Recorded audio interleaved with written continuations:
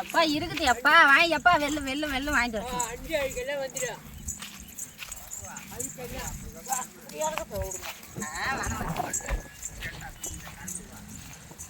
மேலே தூக்கிட்டு போட்ட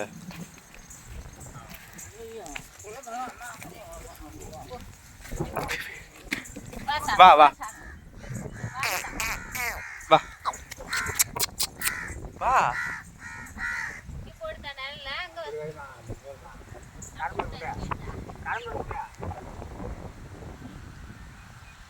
அது சோப்பு